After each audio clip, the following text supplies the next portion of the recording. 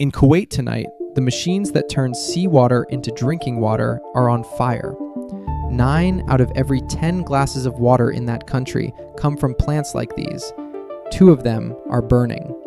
A power and water plant, and then a second one, units shut down, firefighters and a plant worker hurt. An oil facility hit on top of it. This is not a barracks. This is the thing that keeps a desert country alive. That fire came out of Iranian attacks. That is how the board carries it. On the word of Kuwait's own fire service, on the 7th straight night of a war Iran is fighting with the United States. Notice what the board does not do. It does not tell me who inside Iran ordered the plant hit, or whether the choice of a water target was deliberate or incidental. I won't fill that in with a guess about which hand in Tehran lit it, because the board doesn't hand me one. And that missing name is a gap worth marking. Because who chose to burn water rather than a barracks is exactly the kind of decision that later gets attributed to whoever it is convenient to blame. The board does not say what weapon lit it, missile, drone, something else, and I won't pretend it does. What it says is that the attacks were Iran's, and that the water plants are what burned. Hold that distinction, because it is the kind of gap that gets papered over fast, and the analysis below does not need the weapon name to stand. What it needs is the target, and the target is water. Kuwait sounds far away. Here is how close it is. The Strait of Hormuz, the narrow sea gate that so much of the world's oil squeezes through, sits right beside this fight, and the ports being hit sit on it. When that gate narrows, the cost of moving oil and goods by sea climbs, and that climb lands in every store and every fuel tank on a delay you can measure in weeks. This war reaches your week before it reaches your feed. That is why a burning plant in a country you will never visit belongs at the top of the show. So here is the one question this whole episode chases.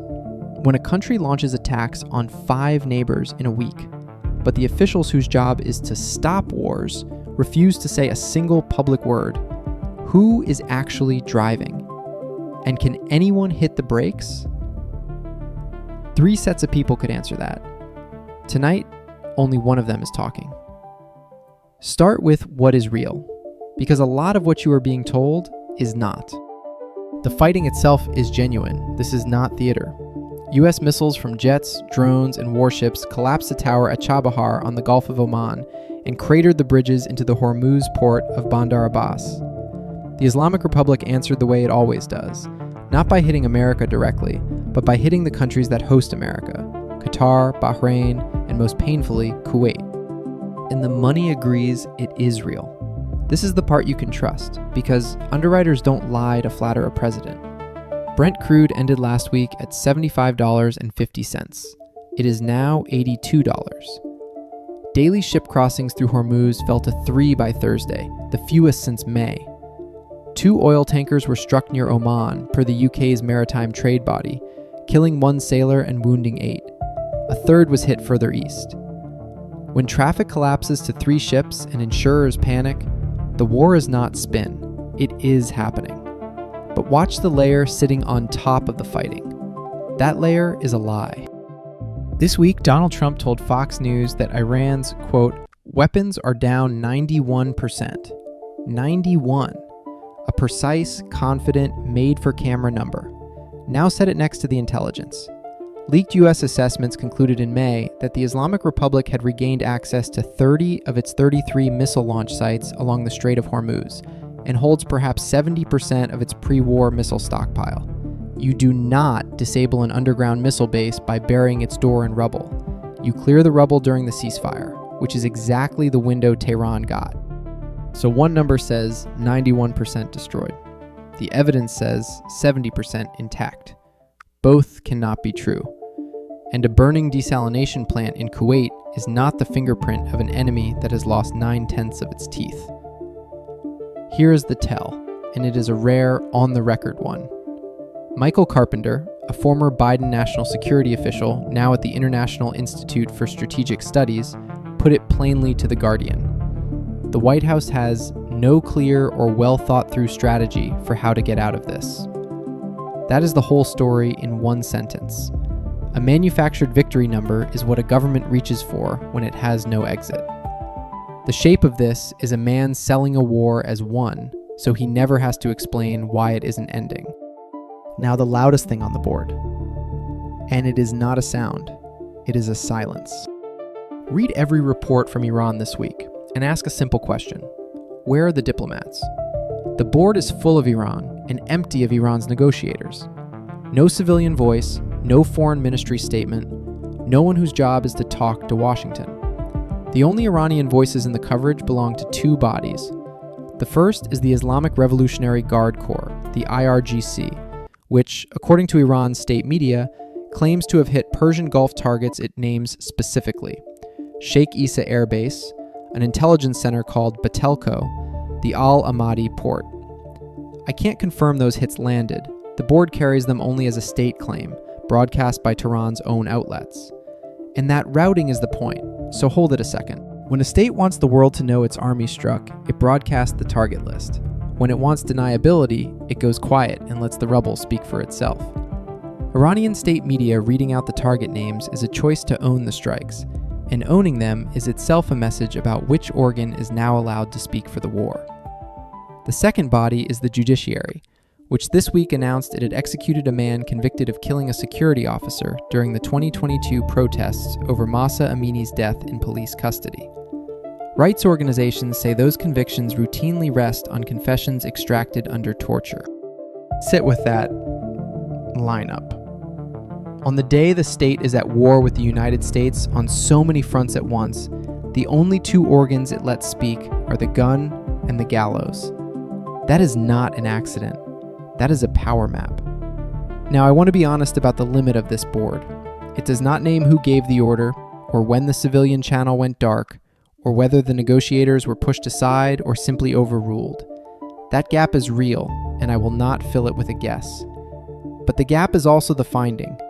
When a government at war lets only its ideological army and its executioners near the microphone, the internal argument is already over. You are not watching a debate. You are watching the result of one. The historical rhyme here is Nicaragua in the mid-1980s, and I want to use it for its machinery, not its mood. In that war, a revolutionary state's fighting bled sideways into its neighbors, Honduras and Costa Rica, while a separate, largely cosmetic diplomatic track ran on a channel nobody with real power treated as binding. That is the mechanism on your screen tonight. A security apparatus waging the actual war through third countries, Kuwait, Bahrain, Jordan, while the civilian negotiators are kept off the field entirely. And push the parallel one step further, because it earns you something. In Nicaragua, the cosmetic track existed at all because the state still wanted the cover of looking like it might talk. When even that cover disappears, when there is no diplomatic channel left running, however hollow, you have learned that the faction in charge no longer sees a use for the pretense. The absence of a fake negotiation is a harder signal than the presence of one. Where the twin misleads, and I'll be honest about it, Nicaragua was a slow, decade-long grind that ended in a negotiated exit. This is direct state-on-state fire compressed into days. The twin buys you one insight, and one only: who really controls the war. It tells you nothing about how fast or how it ends. If the guard is driving, then the neighbors are the road, and the neighbors are starting to scream. The Gulf Cooperation Council, the club of Gulf monarchies, had its Secretary General, Jassim Mohammed al-Budayui, called the strikes on civilian sites in Bahrain, Kuwait, and Jordan war crimes. Kuwait State Oil Company reported repeated Iranian attacks. The airport suspended operations. Kuwait Airways rescheduled most of its flights. For years, these states played a quiet game. Host the American bases, take the American money, say as little as possible. But you cannot stay quiet when your drinking water is on fire. Watch what happens next, because this is the loose piece on the board. For years, the pattern held on one bet, that these hosts absorb the damage and keep their heads down. The board cannot tell you whether Tehran still counts on that or has stopped caring. It does not report Tehran's intent at all, and I won't guess at it. But name the silence for what it is. On the one question that decides whether the hosts keep absorbing the damage, does Tehran still assume they will? The board is blank. And that blank sits right where the war's next turn would be decided. What the board can show you is the tell that the old pattern is already cracking. The GCC's own Secretary General, on the record, branding the strikes war crimes, and a state oil company naming repeated Iranian attacks out loud. That is a break from the decades-long habit of hosting quietly and complaining privately. But be precise about the limit here. The board does not report any Gulf state making or preparing a formal demand for expanded American protection, and I won't pretend it does. That is the move to watch for, not a move on the board. It would be the one that reshapes the war. A host country stops hedging and pulls America in deeper, and it is a decision neither side of the missile exchange gets to make for it, which is exactly why the silence on host state intentions matters. The piece that could tip this war is the one the board can't yet see. There is a second front to this war, and it is not fought with missiles. It is fought inside other people's societies. There's an item on the board carried only as a report, no outlet named, and the board doesn't even tell you which country's authorities are doing it, so treat it as exactly that, thin. Authorities somewhere enlisting rabbis and Haredi community influencers to warn their followers against being recruited to spy for Iran. I flag the thinness because it matters to how much weight it can bear. An unattributed report of a country you can't identify is a rumor with a shape, not a fact. And I'll hold it that loosely. Read it next to Britain, where police have charged a man over Iran-linked spying offenses, and that one the board does carry as a charge, not a whisper. The pattern here is a regime that, having lost so much of its conventional reach, is leaning harder on the cheapest weapon it has left, the recruited human being inside someone else's country. When your missile stockpile is finite and your allies are being priced as targets, you fall back on informants. That is not strength. That is a state substituting spies for soldiers. Which brings us to Washington's own trap. U.S. media report the military is preparing to escalate. On Tuesday, the Situation Room reportedly weighed two options: bombing another deep nuclear site, Pickaxe Mountain, which does nothing about the Hormuz crisis that now defines the war, or seizing Karg Island, the terminal through which 90% of Iran's oil would flow. But here is the wall he keeps hitting. Taking Karg is easy. Holding it is not. An island under constant Iranian missile range, garrisoned by an America that has 2,200 Marines on the USS Boxer and no appetite for a ground war. So the likelier path is not a landing. It is more of what is already failing. Airstrikes, a blockade, and another confident number for the cameras. That is the reporting. Here is our take. This war is escalating, not winding down, and it is escalating toward deeper, direct American involvement, because the one faction now running Iran's war has no reason on earth to stop it. 3 reasons we hold that line. First, the Guard gains from a war that keeps the diplomats sidelined. Every night of fighting is a night the Guard's grip on the wheel goes unchallenged, because the negotiators can't undercut a war they're not allowed to speak about. A faction that has removed its only internal rival from the room does not volunteer to walk that rival back in. Second, every night of strikes on Persian Gulf hosts pushes those hosts closer to demanding more American firepower, not less.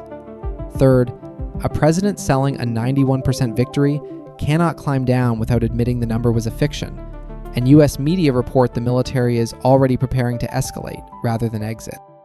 The strongest case against us? Exhaustion could force a deal. Iran's stockpile is finite, and America has no stomach for boots on the ground. Fair. But exhaustion ends wars slowly, and this board is moving fast. What would change our mind? And we mean this precisely. If Iran's civilian negotiators step forward with a real, independent move to end the war, that would tell us the civilian track is alive and the split has healed. As long as the only Iranians speaking are the Guard and the executioner, the direction is up. So stand back and see the whole board. The world is watching this as America versus Iran. That is not the deepest read. The deepest read is that inside Tehran, one faction has quietly seized the steering wheel, and it is the faction that only knows how to press the accelerator. The diplomats aren't losing the argument. They've been removed from the room. A machine that fights but cannot negotiate has no reverse gear. And yet, remember who is not on the board, and why. On the same week it fights on every front it can reach, this state took the time to execute one man convicted of killing a security officer during the 2022 protests. Read that as a read, not a fact I can prove. A government fully confident in its people does not spend a night of a seven-front war on the gallows. If I am right, that single execution tells you the regime is still watching its own street as warily as it watches the straight, afraid of the quiet, the daughter who won't cover her hair. That fear, if it is there, is the one thing the Guard cannot bomb. Watch three things. Whether a Gulf state, likely as Kuwait, turns its quote-unquote war crime statement into a formal request for American protection. Whether Iran's civilian negotiators break the silence. And whether Washington moves from airstrikes toward the ground option it reportedly weighed, a seizure of Karg Island. Because the day it does, this war stops being containable. The pieces are moving faster than the headlines. Subscribe and see them move before they do. Bottom line, Iran's war is now run by the faction that can only escalate, while the men who could end it have been shoved off the stage. So the road ahead bends toward more American fire, not a handshake. If this breakdown helped you see the week clearly, hit like. It is free and it tells us to keep drawing the board. And subscribe, because the board moves every day, so you catch the pieces before they move.